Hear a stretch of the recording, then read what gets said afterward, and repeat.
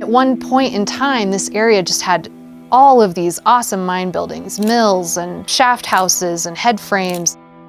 And these are the last remaining buildings.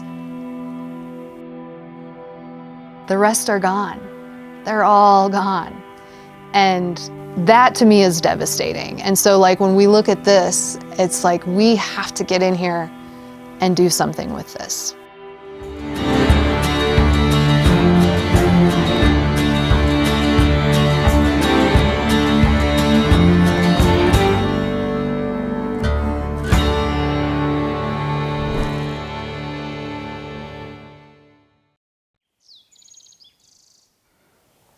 First of all, you'll want to watch your head because you can see where the roof has fallen in.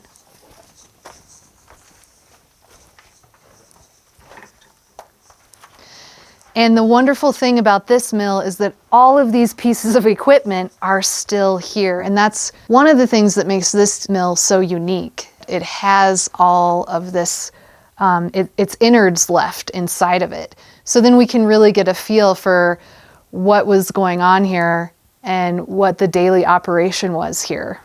Over here was where the major roof fall was. This is all new, this last 2 years here. I mean, that just proves the point that like these buildings need to be saved. They need to be restored. They need to be shored up so that they last for another 100 years so that people who are interested in, westward movement because of mining can experience them, They are a public resource.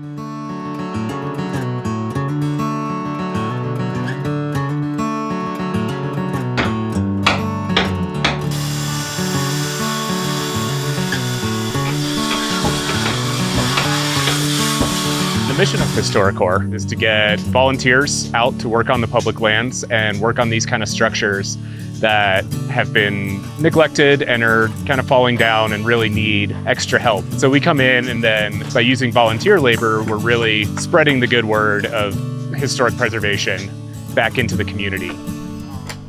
In 2015, a friend of mine sent me an email and was like, hey, check out this cool group called HistoriCorp. And my brain just went, all of those mining buildings, I could do this. And looking at what HistoriCorps does, this is detailed historic restoration.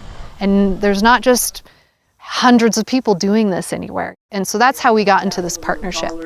We're gonna end up making this one a little shorter. I've always had a love of mining and I've always read voraciously about it. And when they offered me and asked if I would take on the project, in my head, I was like, yes, yes, yes, yes, yes, and then tried to play it cool, like, let me talk to my wife and make sure that we can schedule everything. But the kid in me was like, absolutely, we're going to do this project because I get to restore a mill, and it's always been something I've been interested in. Then Josh is going to snap it. So a string will always be straight if it's stretched tight. And Scott is really great because he's super excited about teaching his craft and sharing his craft, and he has this vision. And then he can communicate that in a way that makes you feel empowered and like you can do the job.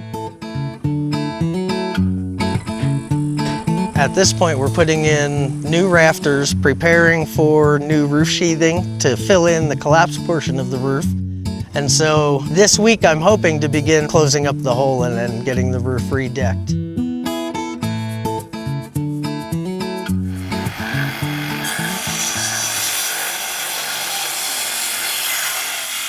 Can you believe the roof is off of this? Our original scope was to jack up the cabin and replace things, but once we started looking at how it was leaning and how everything was kind of working out, it became apparent that we were gonna have to take the roof off, dismantle the cabin, label all the pieces. So if you look on the walls, you can see these little silver tags. The tags will tell us where the pieces go, and then we're gonna redo the foundation, and then we'll rebuild it.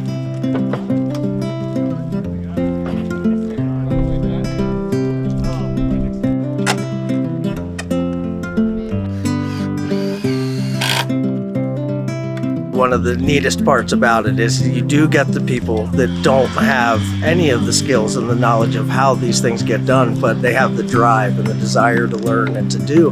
And once you put those skills in their hands and teach them how the tools work, they take off with it. These people come to work, they want to work, and they're involved, and it's just neat. The hair stands up on the back of my neck when I talk about it.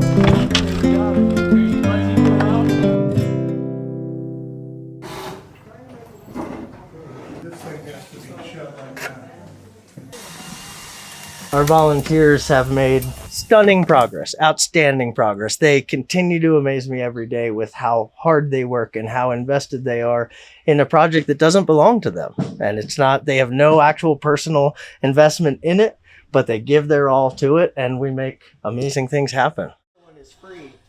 And so we've got a couple of the Huntington mills to move, and we got the shaker table to move and the grinder. And yeah, the making the equipment work wasn't part of our work plan, but it was part of my work plan because I just wanted to see it happen. So we'll be leaving this building secure and weather tight. We'll be leaving Miner's Delight able to withstand the winter without any detrimental effects in the anticipation of putting the roof on next season.